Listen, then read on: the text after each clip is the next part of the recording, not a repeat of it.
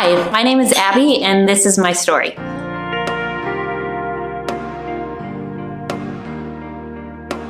I grew up in a Christian home. I got a lot of church growing up. My dad is very devout Catholic. My mom is more of a non-conventional church gal. And so growing up when we were really little, we went to Mass every Sunday.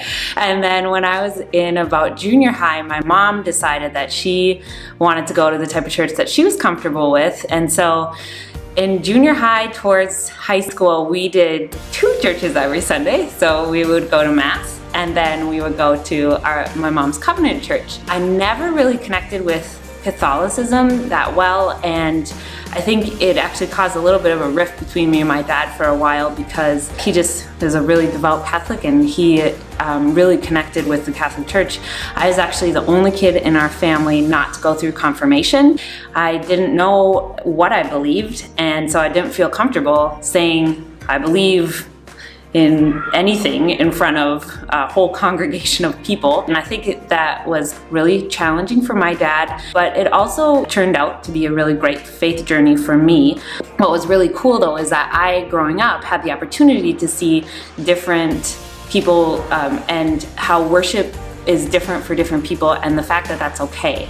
For a long time I felt like Catholicism, I would say I'm a recovering Catholic. I don't want to associate with the Catholic Church. And then over time I learned, you know what, that's okay. Like my dad, he worships in that way and that really works for him. My mom, not so much, so I can ultimately choose based on how God has built me, what works for me and my relationship with Christ. When I was ready to go off to college, I did the typical, walking away from God during college. In the arts and in the theater is no different than that. I think it's pretty well known. There's not a whole lot of Christian folks in that community. Really strayed away from my faith during that time. Coming out of college, getting into the theater scene, I landed in Minneapolis. I got a great role in a show and was really excited. My first show out of college. I was getting paid to act. It was very exciting, and I once again quickly got into the wrong scene, and I decided, you know what, God's not really for me. This isn't really working for my life and what my chosen profession. My theater people, they were my family, and that's where I found my community, and ultimately wasn't the healthiest for me. So I ended up deciding a couple of years into my career, it wasn't much of a theater career, I'll say that. I had many jobs and then was doing theater on the side.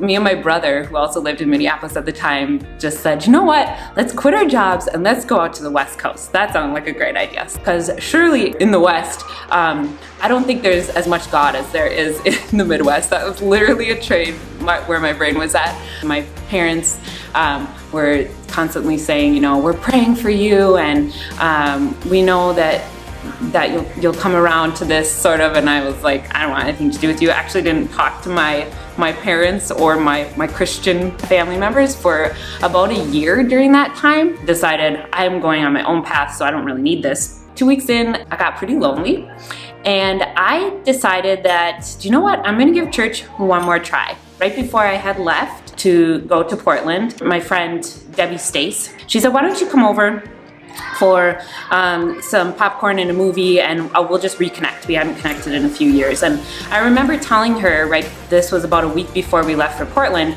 I said, you know what, I know that we talk a lot about Jesus and Christianity. I said, that's not really the route that I've chosen any longer, and I'm into theater, and it doesn't really work with my lifestyle. And I remember just kind of spinning in that conversation, and Debbie said to me, she said, is that all you want out of life? I thought, yes, this is what I want to do. I'm making my own choices now. I'm a grown up.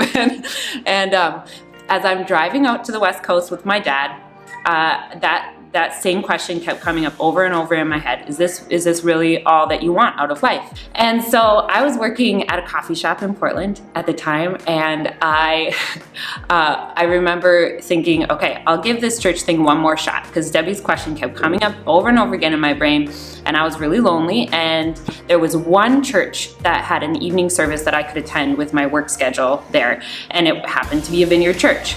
And I walked in, and that night, their Sunday services happened to be their Holy Spirit-led services. So me, coming from this Catholic upbringing, I walked right into this like crazy charismatic church. So I sit down, and the people are awesome. They're very welcoming. A little too, you know how sometimes church people can be a little like creepy cultish when you walk in, they're like, hey, you're new, come on, hang out with us. And I was like, oh, I'm not ready for this. And I remember sitting down, and there were some manifestations of the Holy Spirit that were happening. And I was ready to walk up and leave, because I thought, this is really freaky. I don't know what's going on here. I'm done. And I took a moment's pause, and I just said, God, if you are there, and if you're listening, please have somebody come over and explain this to me, because I don't understand what's going on. And if this is actually you and a part of you that I don't know, please help me understand this. About 2 seconds later, this woman named Michelle came over, and she said, hey, you look really freaked out right now. Can I explain to you what's going on? And I was like, no way. She just explained that, hey, this is part of God too. Yeah, it's a little freaky, but I learned a lot about the Holy Spirit when I was out there, which was really cool. And now I guess I'm more open to a lot of different types of Christianity. That was a really good experience for me. I got to kind of see that side of God. I spent about a year in Portland, and coming back, I was deciding where I wanted to end up. Here I am in my mid to late 20s, doing the whole thing where I moved back in with my parents in Duluth and trying to figure things out. I was really broke, and so I said, please, can I live in the basement? I brought my cat, and I lived in the basement of my parents' house. That was a really great time of growth for me spiritually too, because again, I felt like I didn't have a real community, and I really needed God. I grew a lot during that time. I ended up going to a Vineyard Church in Duluth. Not that the denomination really matters, but it was something that a community that I really connected with, and started to learn more about grace. I've always been a person who has gone from extremes. So if I'm gonna start this new program or something, I'm all in, I'm gonna do it. And I was like that with my faith for a long time. Roller coaster, and then thinking, okay, I screwed up now, but now I say that I'm a Christian. I really screwed up here, so I guess I'm not anymore. So it was very confusing for a long time. And then while I was in Duluth, and over the past really, I'd say 6 or 7 years, God has really taught me that it's a journey, and it's okay to mess up. We're human, we're gonna mess up, but knowing that He's always there, and that He's been there through all of my struggles. If I do go out of line with what I'm really feeling like God is telling me through how He speaks to me, then there are going to be some consequences for that. But that doesn't mean that I'm not still a Christian, I don't still believe in God, and I can't continue to grow in my relationship with Christ. I ended up moving back to Minneapolis about 4 or 5 years ago now.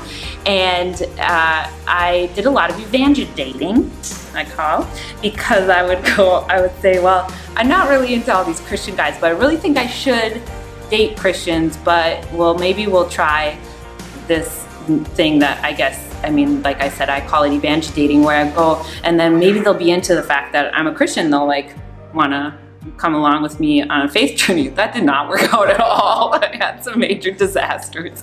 And I joined Christian Mingle. Kudos to any of you who tried that site and had success, but I definitely did not. And then my mom kept telling me, you gotta try this site, Coffee Meets Bagel. Anyways, so I went on this site, and Kurt thankfully was my second date on that dating site, and we clicked right away. My brother always told me, he's like, Abby, you're such a weird Christian. You're just kind of weird because you're really cool, but at the same time you have this Christian faith, and that doesn't really go well. I don't know if guys are really going to understand that. Like, you have an occasional glass of wine or some whiskey, and then you still say you're Christians. He's like, it's gonna be a really weird type of person that you're gonna click with if they're in the Christian circle. Well, that person was Kurt. He was perfect. I was going to another church at the time, and then when I started dating Kurt more seriously, he said, well, why don't you come over to Corner and check it out? And what hit me instantly is the community that is at Corner, and the fact that we talk during church. I think that is so cool because you instantly build that community with people. I started going to Corner, and God is continuing to teach me that it's good to get in community, and it's sort of messy sometimes and inconvenient, but that's a really good thing because that's the rich things in life.